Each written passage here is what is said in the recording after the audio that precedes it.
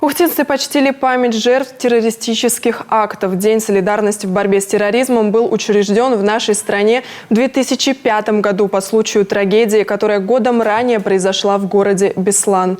Утром 1 сентября 2004 года во время торжественной линейки в школе номер 1, посвященной началу учебного года, боевики захватили в заложники и в течение 2,5 дней удерживали в заминированном здании более 1100 человек.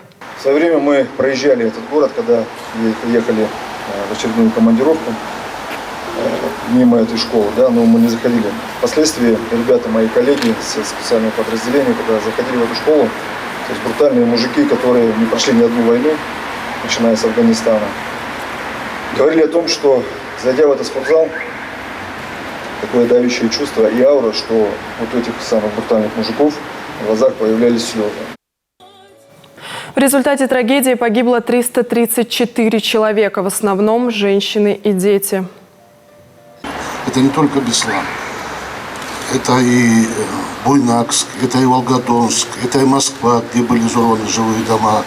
Это и метро, это и поезда, где взрывают людей, и гибнут абсолютно невинные люди. Вы знаете, ну, конечно, больше всех всю страну потрясла что произошло в Беслане, когда в небольшом городе погибает более чем 330 человек, и из них 186 детей. Это, конечно, очень большая трата, и поэтому эта дата была учреждена. И вы знаете, мы должны делать все, чтобы такие вещи не происходили. По случаю памятной даты руководство администрации Ухты, ветераны и все неравнодушные горожане возложили цветы к памятнику воинам, погибшим в локальных конфликтах. А ухтинские школьники запустили в небо белые шары в память о погибших сверстниках. А в Эжве к памятной дате провели акцию «Молодежь Эжвы против террора». Традиция зародилась 18 лет назад после событий в Беслане. Ребята в тот день вышли на улицу в течение 3 дней до момента освобождения.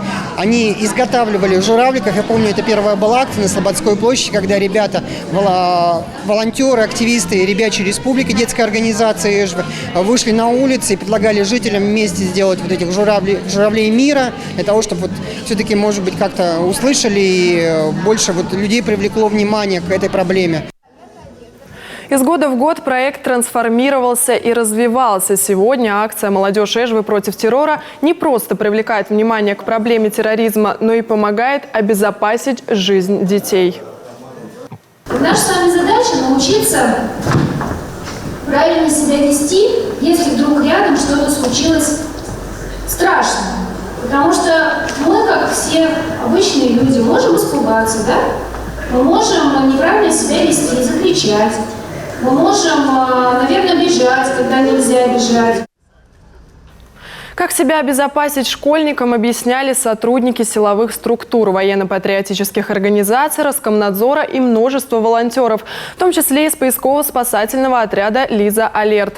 Больше всего детей впечатлил патрульный автомобиль ДПС, за рулем которого мог посидеть любой желающий, и показательное выступление кинологов.